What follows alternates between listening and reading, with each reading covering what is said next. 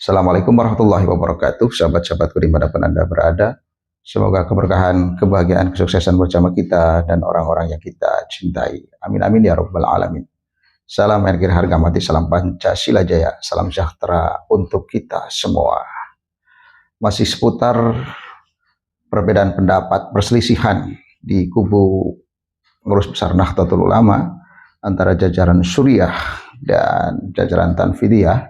Dan jika dikerucutkan adalah perseteruan antara Kiai Haji Miftahul Akhyar dan Gus Yahya Khalil Saquf yang saling adu kekuatan, adu power. Dan kalau kita cermati, kita telisik, maka ada adu kepentingan di sini, baik dari kelompoknya Sois Am maupun Ketua Umum PBNU Gus Yahya Khalil Saquf. Dan kalau kita kerucutkan lagi, persoalan utamanya adalah persoalan tentang lagi-lagi hal yang memalukan dan memilukan, persoalan tambang.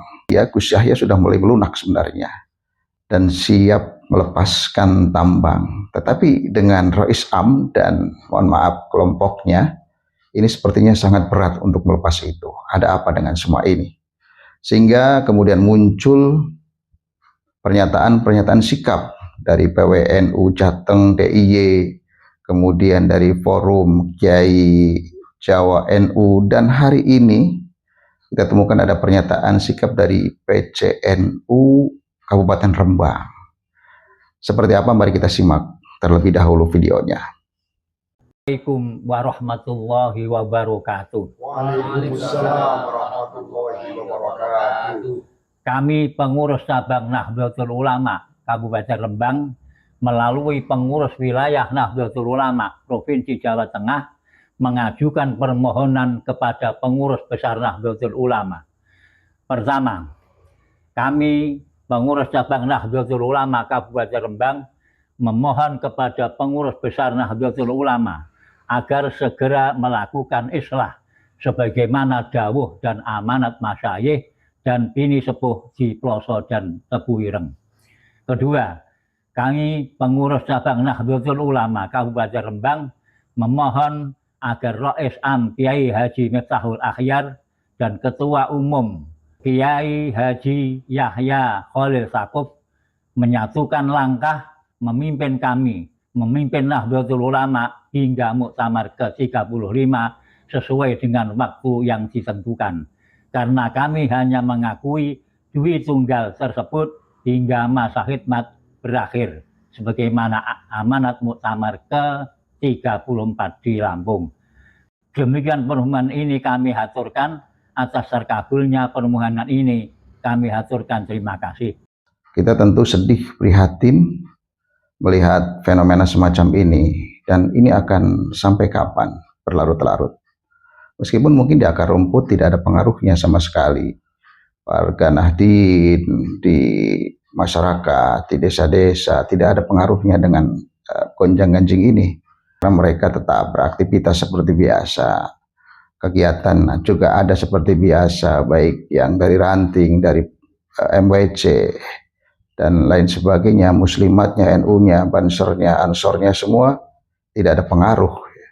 Akan tetapi bagi marwah NU sangat berpengaruh di mata organisasi lain, katakanlah di mata Muhammadiyah, Persis, di mata PUI, dan termasuk di mata para habaib yang selama ini dibahas tuntas oleh para pejuang nasab uji baginda Rasulullah SAW. Mereka saat ini sedang kipas-kipas ini, melihat NU sedang diadu, seolah-olah seperti itu, sedang diadu, sedang konflik, sedang ramai, sedang kisruh, dan mereka saat ini merasa kipas-kipas, senang. Karena apa? Tidak ada lagi yang membahas tentang itu, teralihkan isunya. NU sedang dilanda musibah. Oleh karena itu tetap kita doakan bersama sebagai warga Nahdien agar terjadi islah atau MLB gitu ya. Kalau kemarin dari Forum Kiai Jawa NU melayangkan mosi tidak percaya dan mengultimatum kalau tidak terjadi islah maka dalam waktu 3 bulan sebaiknya ada MLB. Tetapi ini dari PCNU Kabupaten Rembang justru menghendaki untuk islah dan kepengurusan PBNU baik dari kubu Kiai Miftahul Akhyar maupun Ketum PBNU Gus Yahya Holil Saquf harus terus berjalan sampai terjadinya muktamar.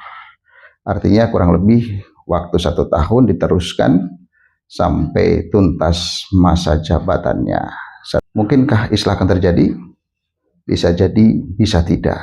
Tergantung dari kubu Suriah dan kubu Tanfidiyah. Apakah mereka akan melunak hatinya untuk mengedepankan kepentingan bersama, kepentingan NU, bukan kepentingan pribadi atau kepentingan kelompoknya. Insya Allah akan terjadi islah. Tetapi kalau mereka egois, masing-masing ingin berjalan sendiri, maka jalan islah sepertinya akan susah ditempuh.